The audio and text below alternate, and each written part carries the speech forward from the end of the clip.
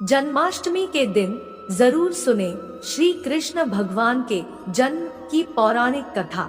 जन्माष्टमी व्रत कथा के अनुसार द्वापर युग में अत्यंत प्रतापी और दयालु भोजवंशी राजा उग्रसेन मथुरा पर राज करते थे।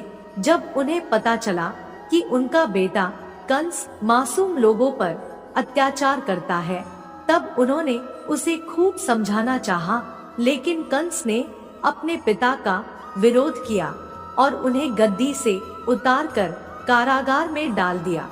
राजगद्दी हासिल करने के बाद कंस ने अपने विशालकाय साम्राज्य की स्थापना की।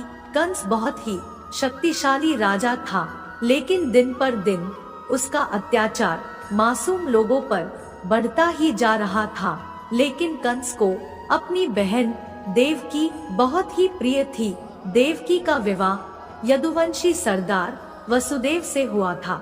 एक दिन जब कंस अपनी बहन को ससुराल लेकर जा रहा था, तभी रास्ते में अचानक से एक आकाशवाणी हुई, हे कंस, जिस देवकी को तू बड़े प्रेम से ले जा रहा है, उसी में तेरा काल बसता है। इसी के गर्भ से उत्पन्न 8वां पुत्र तेरा वध करेगा। यह सुनकर कंस क्रोधित हो गया और वसुदेव को मारने की कोशिश की। तब देवकी ने उससे विनम्र पूर्वक कहा कि मेरे गर्भ से जो संतान होगी उसे मैं तुम्हारे सामने ला दूंगी, इसलिए बहनोई को मारने से क्या लाभ है। कंस ने देवकी की बात मान ली और मथुरा वापस चला आया। उसने वसुदेव और देवकी को कारागृह में डाल दिया। वसुदेव और देवकी के एक एक करके 7 बच्चे हुए और 7 को जन्म लेते ही कंस ने मार डाला। अब 8वां बच्चा होने वाला था।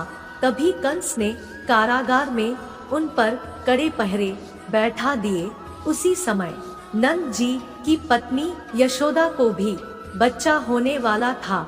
उन्होंने वसुदेव और देवकी के दुखी जीवन को देख 8वें बच्चे की रक्षा का उपाय रचा।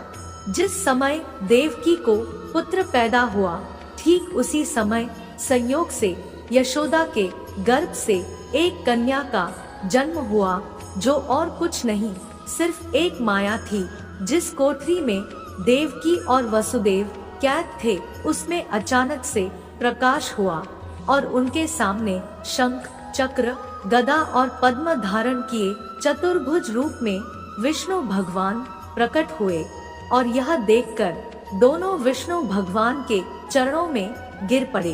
तब विष्णु भगवान ने उनसे कहा कि अब मैं पुनः नवजात शिशु का रूप धारण कर लेता हूँ।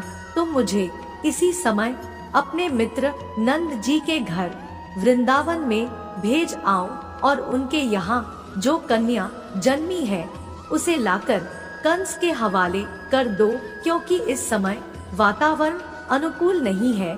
फिर भी तुम चिंता न करो, क्योंकि जागते हुए पहरेदार सो जाएंगे।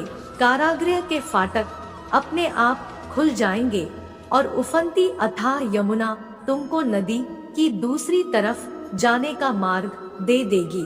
उसी समय वसुदेव नवजात शिशु के रूप में श्री कृष्ण भगवान को सूप में रखकर कारागृह से निकल पड़े और अथाह यमुना को पार कर नंद जी के घर पहुंच गए।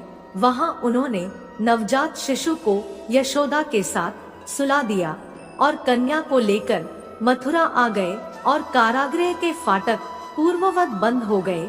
अब कंस को सूचना मिली कि वसुदेव और देवकी को बच्चा पैदा हुआ है।